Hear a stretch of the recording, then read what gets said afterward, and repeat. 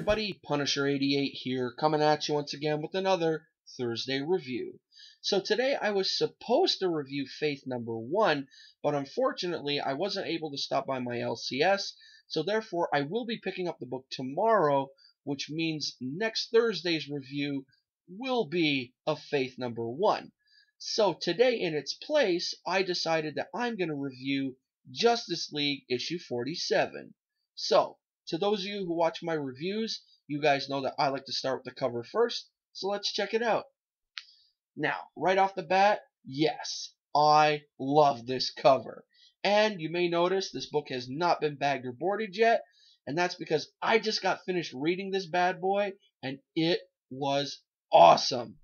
Now, what do I love about this cover? Well, for starters, I'm glad that Jason Fabok is back doing the artwork, and I'm not saying I hate Francis Manipal's work. I mean, his artwork is amazing as well, but I just find Fabok's art with Jeff Johns' writing is a perfect fit. So, glad to see him back. Second, Wonder Woman front and center on this cover, looking badass as usual. I love it. And third, we got the Crime Syndicate on this cover. How awesome is that? I mean, we haven't seen the Crime Syndicate in a while now, so to see them pop up here, I got high hopes that we might see more of them in the next coming issues. I'm hoping. Oh my god. I love the Crime Syndicate. So, yeah. Just an awesome cover. So, from the cover alone, do I think this book's batting 1,000? Yeah, I do. But that's just the cover. Now it's time to get down to what I like to call the nitty-gritty. But before we do, I just want to take the time to mention to any new viewers out there, or any new subscribers to my channel, that if at any time during this review, or any of my past reviews, you guys notice that I look up and down at the camera quite a bit, or it sounds like I'm reading to you guys, the reason for that is I keep my notes in front of me. Why? Well, there's a couple reasons. The first one being, with the notes, I find it helps the review flow a lot smoother. Second, with the notes in front of me, let's say I'm reading part of the review and I get stuck. I can backtrack and then keep going. And third, well, basically when it comes to memorizing text, it has never been one of my strong suits. So therefore, the notes are actually a help aid. So if you guys are cool with that, awesome. We'll get through this review and we'll be on our merry way. Sound cool? Alright, so what do you say we get started? So, Justice League The Darkseid War marches on to Act 3. And what I've really appreciated about The Darkseid War is, even though it's been going on for over 6 issues now, it hasn't been dragging, which is amazing. Jeff Johns, Jason Fabok, Brad Anderson, Rob Leigh, and all the other collaborators on the one-shots have really been able to keep the momentum going month after month, which is great. So, as we enter Act 3, Darkseid is dead. Spoiler alert, for those who don't know. The Justice League have been granted godlike powers, so the Justice League are basically the new gods now. And the Crime Syndicate appears to be coming back into play, which is really cool. So, what did I like about this issue? Well, as far as entertaining duos go, I can't think of many that compare to Batman and Green Lantern right now, especially when penned by Johns. I mean, he established the dynamic between the two way back in Justice League #1. Batman is the straight-laced good cop, and Green Lantern is the bad cop.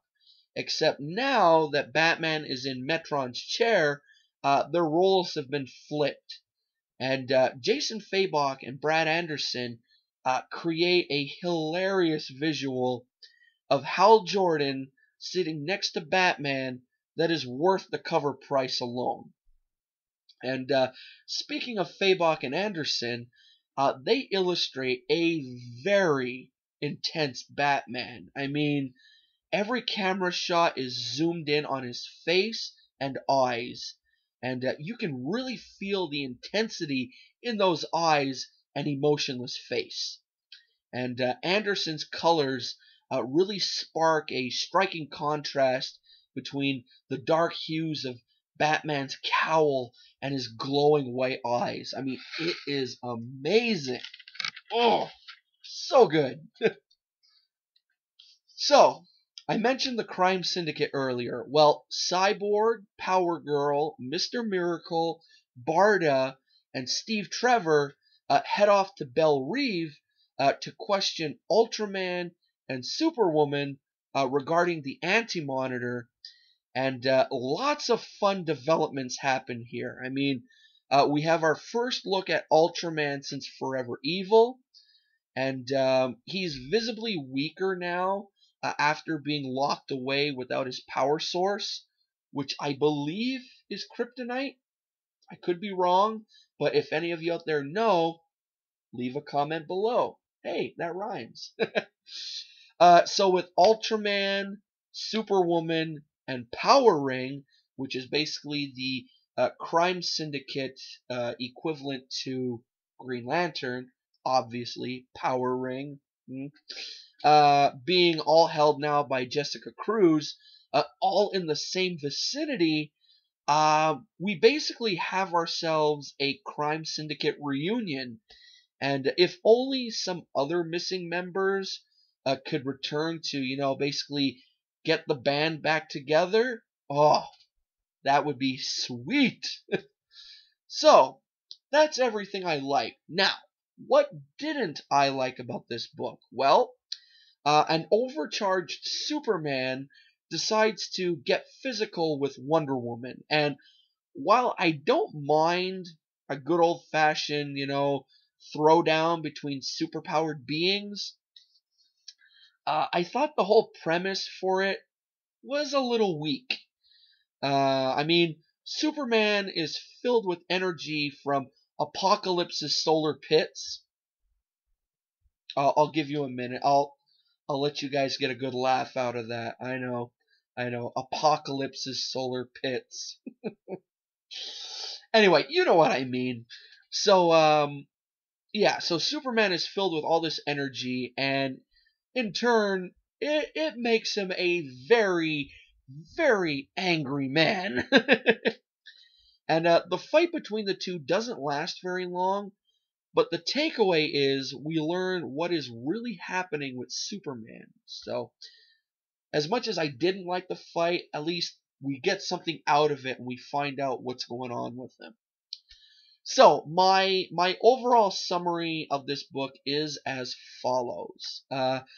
Justice League The Darkseid War it's hitting on all cylinders, and just as we wrap our brains around the Justice League taking on Darkseid and the Anti-Monitor, the Crime Syndicate comes into play. Oh, beautiful. There are so many characters to juggle in this story, yet Jeff Johns and Jason Fabok, they just make it look effortless, and I love it. And finally, it may be me looking at things a little too closely, but I love the little nod at the competition with the title of next month's issue. I thought it was great. So, overall, if I had to give this book, a number of stars or numbers out of numbers or whatnot, I would give this thing a solid 5 stars. I mean, this was great. I mean, it was so good. I'm probably going to bring this to work with me tonight and read it again.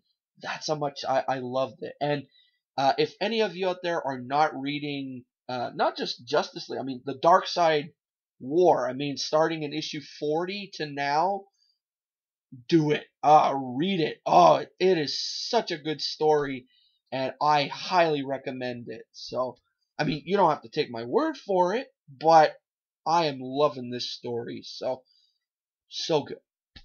So there you have it, folks. There's another Thursday review in the books. I hope you enjoyed it. If you did, give her a thumbs up. If not, give her a thumbs down. And if you enjoy videos like this one, take a look around my channel. I got plenty of them. I do a new review every Thursday and Saturday. Thursday being a current comic, Saturday being one of either a back issue book, a hot topic book, or something that just really catches my eye. If you're into unboxings, you guys know that I am a member of the Marvel Collector Corps, so therefore, usually I have a new unboxing for you guys every 2 months, but you guys know all the crap that happened. But February is the next scheduled box, which I really can't wait for because, as I keep repeating, it is 100% Deadpool. So really can't wait to get my hands on that. Also, if you guys are into backstories on lame comic book characters, well, every Wednesday I choose a new character at random. Or if you guys want, and I really hope you do, if you guys want to give me some suggestions, I'm more than open to it. So, leave comments below here or on any of my, lame superhero or supervillain videos, and I'll jot them down. I'll put them on a list and whatnot. So I really look forward to hearing your suggestions. So, yeah, I choose a, character at random, and I give you guys the dirt on them. Basically, who created the character, when they made their first appearance, yada yada yada. Also, if you're into reaction type videos, I have my Thoughts and Stuff series where I'm currently about to go on to episode 10 of Jessica Jones. I know I still have to do my video for episode 9, which I will probably do this Friday.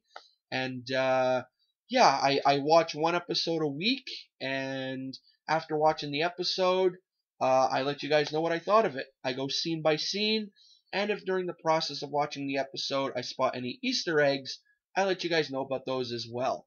And if you guys would like to get a better idea of my Thoughts and Stuff series, well then I urge you to check out the playlist I put together for when I did my Thoughts and Stuff on Season 1 of Daredevil. And then if you like what you see there, you can check out the first 8 episodes of my Thoughts and Stuff on Jessica Jones. And also, while looking around, make sure to comment on any video you like, because I love reading viewer comments, and also like or dislike any video you watch. Yes, I did say dislike, because let's face it, no one's perfect, right? And then when all is said and done, before leaving, make sure to click that subscribe button. Alrighty? So that's it for now. So most likely you will be seeing me tomorrow for another Thoughts and Stuff. And if not, well, most likely it'll be done on the weekend. And you'll be seeing me Saturday anyway for the weekend comic review. Alrighty? So till then, this is Punisher 88 signing off. See ya!